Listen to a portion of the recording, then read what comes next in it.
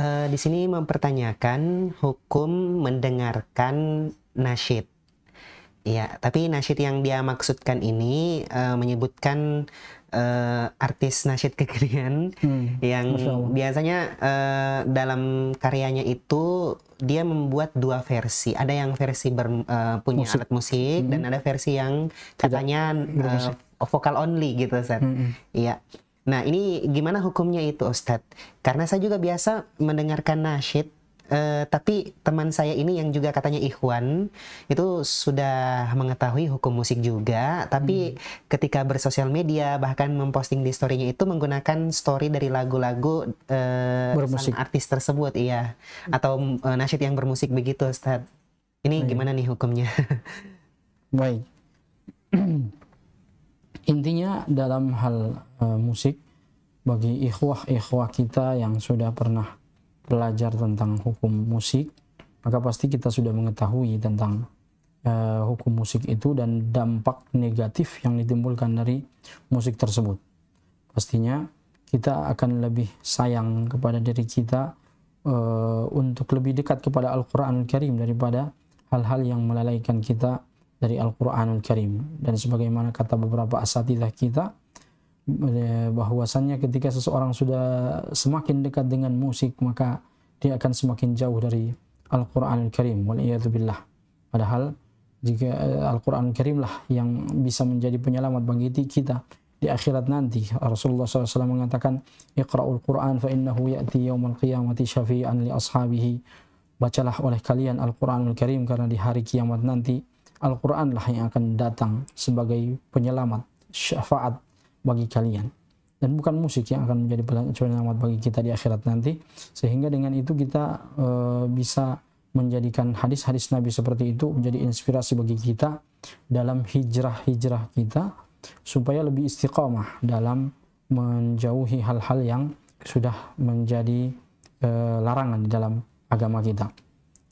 Kemudian bagaimana mendengarkan, bagaimana tadi penjelasannya? Iya, biasanya dia mendengarkan itu, kadang, tapi yang versi yang nasyid itu ya, yang tidak ada musiknya, katanya sih gitu. Iya.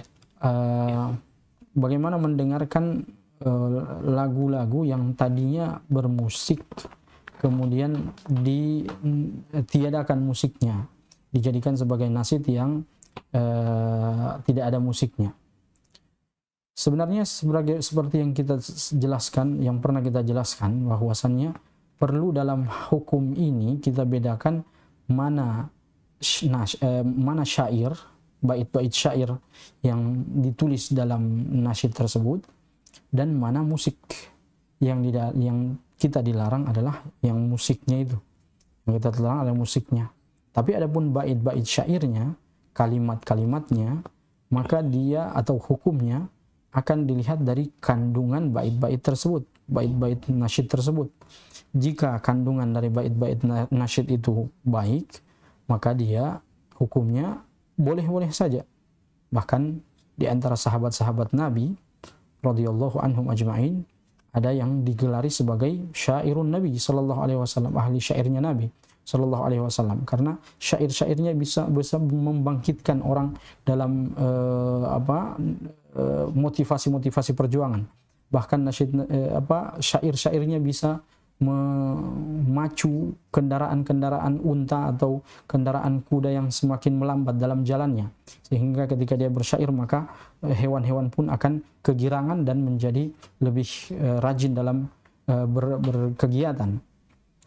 Sehingga dengan itu kita katakan bahwasannya jika syair-syair atau isi dari bait-bait syair nasyid tersebut mengandung kebaikan, atau paling kurang dia mubah dan tidak memberikan mudarat dari sisi-sisi maknanya, maka itu boleh-boleh saja untuk didengarkan selama tidak ada musiknya di dalamnya.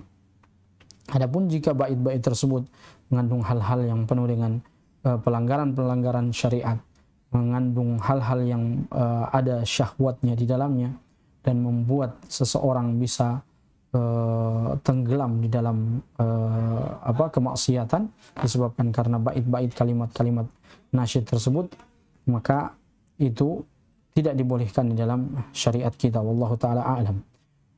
Jadi untuk terkait dengan hukum musiknya itu lain, terkait dengan hukum bait-bait nasyidnya itu lain lagi. Jadi tinggal kita lihat yang apa isi dari bait-bait nasyid tersebut.